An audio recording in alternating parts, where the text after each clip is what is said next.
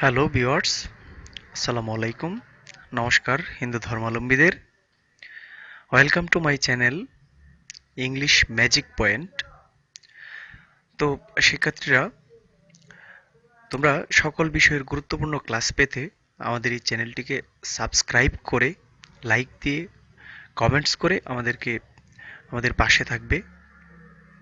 তো আজকের টপিক ইংরেজির খুবই একটি গুরুত্বপূর্ণ বিষয়, যেটি নিয়ে আমি পূর্বেও একটি ক্লাস আপলোড দিয়েছিলাম। তো সেখানে ছিল আমাদের নাউন চেনার কৌশলগুলা। তো আজ এরই ধারাবাহিকতায় আজ অ্যাডজেক্টিভ চেনার উপায়গুলো নিয়ে হাজির হয়ে গিয়েছি। আমি লিফটন সরকার। তো আমরা অ্যাডজেক্টিভ চেনার উপায়গুলা স্টার্ট করছি। যে সকল ওয়ার্ডস এর শেষে E D, E R, A L, S Y, F U L, N T, E N T, I V E, etcetera লেটারগুচ্ছ থাকে, তাদেরকে আমরা সাধারণত অ্যাডজেক্টিভ বলে থাকি। তো আমরা কয়েকটা উদাহরণ দেখে বিষয়গুলো ক্লিয়ার করব কয়েকটা রুলের মাধ্যমে। তো চলো আমরা রুলগুলো দেখি। Roll number 1, am, is, are, was, were, be ইত্যাদি মূল ভার্ব হিসাবে ব্যবহৃত হলে এদের পরে সাধারণত অ্যাডজেক্টিভ বসে। It's a very important rule, because am, is, are, was, were, be এগুলা কিন্তু আমরা প্রতি মুহূর্তেই ব্যবহার করে থাকি। তো এখানে আমরা একটা উদাহরণ নিয়েছি, খেয়াল করো উদাহরণটি। Bonsai is differ from pot planting. তো এখানে খেয়াল করো, ইজ ডিফারের পূর্বে ইজ বিদ্যমান রয়েছে, অর্থাৎ শূন্যস্থানের পূর্বেই একটি অক্সিলারি ভার্ব ইজ বিদ্যমান রয়েছে। তো তারপর ডিফার। তো এখানে আমাদের কারেক্ট আনসার সেটি হচ্ছে ডিফারেন্ট। তো এখানে খেয়াল করো যে ডিফারের পর ইএনটি বিদ্যমান রয়েছে, অর্থাৎ আমরা যে অ্যাডজেক্টিভ চেনার যে উপায়গুলো সেখানে কিন্তু ইএনটি পেয়েছিলাম, যে ইএনটি যুক্ত থাকলে সেটা হয়ে যায় অ্যাডজেক্টিভ। তো এখানে আমাদের কারেক্ট আনসার হচ্ছে ডিফারেন্ট, অর্থাৎ ইএনটি যুক্ত একটি ওয়ার্ড। তো চলো আমরা পরবর্তী রুল খেয়াল করি। রুল নাম্বার 2, নাউনের পূর্বে সাধারণত অ্যাডজেক্টিভ বসে। তো এখানে নাউনের পূর্বে অ্যাডজেক্টিভ বসে, বিষয়টি কিন্তু খুবই ইম্পর্টেন্ট একটি বিষয়, কেননা নাউন কে মডিফাই করার জন্যই সাধারণত অ্যাডজেক্টিভ ব্যবহৃত হয়ে থাকে।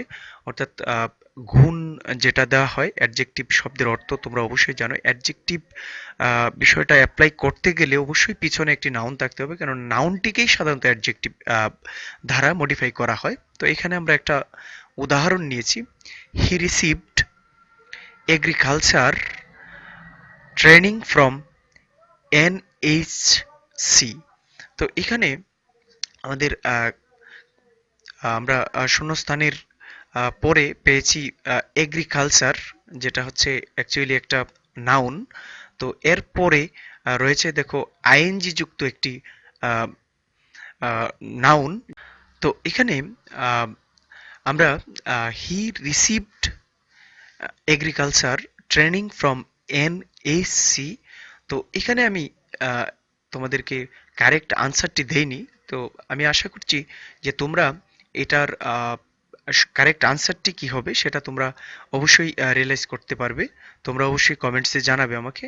আহ, তো তারপরেও আমি একটু তোমাদেরকে অ্যাড করছি, যে এখানে এগ্রিকালচার যে বিষয়টা সেটার পরে যে ওয়ার্ডটা বিদ্যমান রয়েছে সেই ওয়ার্ডটা হচ্ছে ট্রেনিং। তো এখানে ট্রেনিং যে বিষয়টা সেটা হচ্ছে আইএনজি যুক্ত একটি নাউন, কারণ আমরা সাধারণত জানি কিছু কিছু ভার্ব আছে যাদের শেষে আইএনজি যুক্ত হলে সেগুলো নাউন ফর্মে ট্রান্সলেট হয়। তো এখানে ট্রেনিং কথাটি একটি নাউন।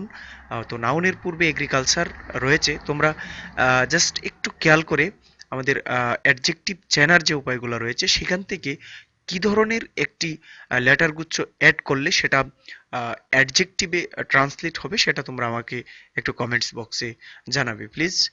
তো আমি পরবর্তী রুলে চলে যাচ্ছি। তো ভিউয়ার্স, রুল 3 সেখানে আমরা আহ, লিখে রেখেছি আর্টিকেল ও নাউনের মাঝে সবসময় অ্যাডজেক্টিভ বসে।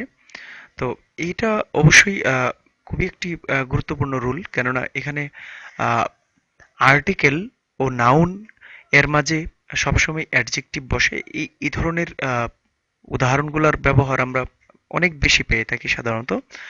তো এই রুলটা তোমরা একটু মাথায় সেট করবে। তো এখানে খেয়াল করো, আমরা উদাহরণ লিখে রেখেছি living in a noise environment may be harmful for man. এখানে খেয়াল করো, living in a is an article. তো এরপর নয়েজ কথাটা বিদ্যমান রয়েছে, যেটা অ্যাকচুয়ালি একটি নাউন। তো আমাদেরকে এই নাউন কথাটিকে ট্রান্সলেট করতে হবে অ্যাডজেক্টিভে, কেননা এখানে লিভিং ইন এখানে বিদ্যমান রয়েছে একটি আর্টিকেল, এবং এর পরের যে ওয়ার্ডটি রয়েছে সেটি হচ্ছে এনভায়রনমেন্ট, এটি একটি নাউন। তো মাঝখানের ওয়ার্ডটি অবশ্যই আমাদেরকে অ্যাডজেক্টিভে ট্রান্সলেট করতে হবে। তো এটার অ্যাডজেক্টিভ ফর্ম আমরা নিচে দেওয়া আছে, দেখো খেয়াল করো। Correct answer noisiest. তো এই নয়েজেস্ট হচ্ছে তোমার নয়েজের একটি অ্যাডজেক্টিভ ফর্ম। তো আমরা পরবর্তী যে রুলটি রয়েছে সেখানে যদি আমরা একটু খেয়াল করি,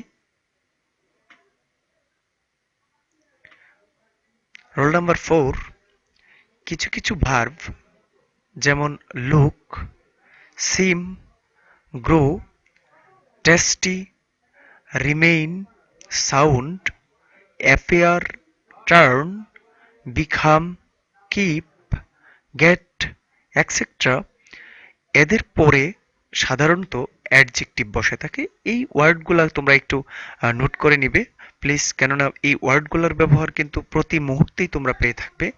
তোমরা যারা হায়ার লেভেলের স্টুডেন্ট রয়েছো তাদের জন্য আমি হাইলি রিকমেন্ডস করব যে এগুলা তুমি একটু নোট করো, কেননা এগুলা প্রতি মুহূর্তেই তোমাদের ব্যবহার রয়েছে। তো এখানে রুলটিকে একটু খেয়াল করো, কিছু কিছু ভার্ব, যে ভার্বগুলো রয়েছে এই ভার্বগুলোর পরে সবসময় অ্যাডজেক্টিভ ব্যবহৃত হয়। তো আমরা এখানে একটা উদাহরণ খেয়াল করি। আহ, তো উদাহরণটি হচ্ছে দ্য বেবি লুকস বিউটিফুল। এটা হচ্ছে কারেক্ট আনস, বাট এখানে রয়েছে beauty, only beauty is a noun, কেননা এটি হচ্ছে সৌন্দর্য।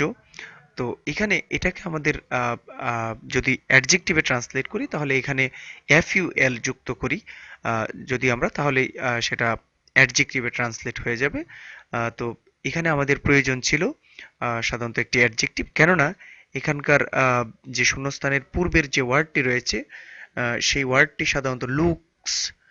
তো এই লুকস কথাটি আমাদের উপরে রুলে বিদ্যমান রয়েছে। তো আমরা জানি যে লুকসের পরে সাধারণত অ্যাডজেক্টিভ বসে, যার জন্য আমরা ওই বিউটিকে বিউটিফুলে ট্রান্সলেট করলাম। Roll number 5। তো রোল নাম্বার 5-এ খুব স্পষ্ট করে বলা হয়েছে দেন এর পূর্বে অ্যাডজেক্টিভের কম্পারেটিভ ফর্ম বসে। দেন এর পূর্বে সবসময় অ্যাডজেক্টিভের কম্পারেটিভ ফর্ম বসে থাকে।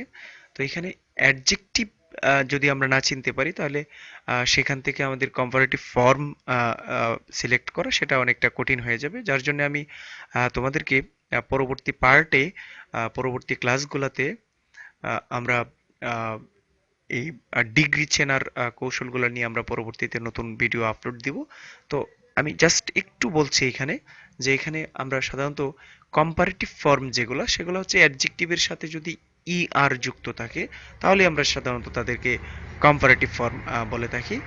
তো এখানে অ্যাডজেক্টিভের পর কম্পারেটিভ ফর্ম বসে সাধারণত। তো এখানে আমাদের উদাহরণ যেটা রয়েছে সেটাতে একটু খেয়াল করো। Town areas are noise than remote area. অর্থাৎ এখানে এটা বলা হয়েছে যে শহর অঞ্চলগুলা সাধারণত আমাদের যে নিম্নাঞ্চল রয়েছে সেই নিম্নাঞ্চলগুলো থেকে বেশ অনেকটা কোলাহলপূর্ণ। তো এখানে নয়েজ কথাটা বিদ্যমান রয়েছে।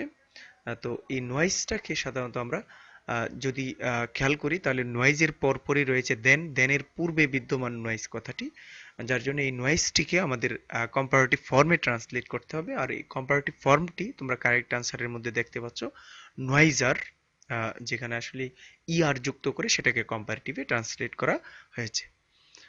তো তোমরা এই নিয়মগুলোর আলোকে কিছু প্র্যাকটিস করার চেষ্টা করো, তাহলে অবশ্যই তোমরা আহ, বিষয়গুলোকে একদম সহজেই সেট করতে পারবে মাথায়। তো আমরা তোমাদের জন্য এই এই ধরনের গুরুত্বপূর্ণ ক্লাসগুলা প্রতি মুহূর্তেই প্রস্তুত করার চেষ্টা করছি। তো তোমরা আমাদের এই চ্যানেলটিকে সাবস্ক্রাইব করে, লাইক দিয়ে, কমেন্টস করে আমাদের পাশে থাকবে। তো আমি পরবর্তী রুলে যাচ্ছি। Roll number 6। তো রোল নাম্বার 6-এ আমরা স্পষ্টতই দেখতে পাচ্ছি যে অ্যাডভার্বের পরে অ্যাডজেক্টিভ বসতে পারে, অর্থাৎ একটা অ্যাডভার্ব এর পরে সবসময় বা সাধারণত যদি প্রয়োজন পড়ে তাহলে সেখানে আমরা অ্যাডজেক্টিভ বসাতে পারি। তো অ্যাডজেক্টিভকে মডিফাই করার জন্য সাধারণত আমরা অ্যাডভার্বকে মডিফাই করার জন্য সাধারণত আমরা অ্যাডজেক্টিভটা ব্যবহার করে থাকি। তো সেখানে আমরা একটা উদাহরণ নিয়েছি, খেয়াল করো। Sound pollution is very alarm to the people. এখানে ভেরি কথাটি নিঃসন্দেহে একটি অ্যাডভার্ব, কেননা ভেরি কথাটি কোনো একটা অ্যাডজেক্টিভকে সাধারণত অতিরিক্ত তথ্য প্রদান করে থাকে, যেটা আসলে গহনার মতো হয়ে থাকে, যে কোনো একজন ব্যক্তিকে সুসজ্জিত করার জন্য ব্যবহার করা হয়। কোনো একটি অ্যাডজেক্টিভকে অতিরিক্ত তথ্য প্রদান করবে। তো এই ভেরির পর অ্যালার্ম বিদ্যমান। তো অ্যালার্ম কথাটিকে আমাদের অ্যাডজেক্টিভে ট্রান্সলেট করতে হবে। তো এখানে আমরা অ্যালার্মিং ব্যবহার করেছি। তো অ্যালার্মিং কথাটি হচ্ছে একটি অ্যাডজেক্টিভ। তো এখানে এই অ্যালার্মিং কথাটি হচ্ছে এখানকার জন্য অ্যাপ্রোপ্রিয়েট ওয়ার্ড। তো আমরা পরবর্তী আহ, যে পার্টগুলা প্রদান করব তোমাদের জন্য, সেই পার্টগুলোতে আমরা ভার্ব, অ্যাডভার্ব এবং বাকি যে পার্ট অফ স্পিচগুলো রয়েছে সেগুলো নিয়ে ক্লাস প্রদান করব। তো তোমরা, আমি আশা করি যে তোমরা আমাদের এই চ্যানেলটিকে সাবস্ক্রাইব করে তোমাদের পাশে রাখবে এবং নতুন নতুন ভিডিও পাওয়ার জন্য আমাদের চ্যানেলটিকে সাবস্ক্রাইব করে লাইক দিয়ে পাশে রাখবে। Thanks for watching.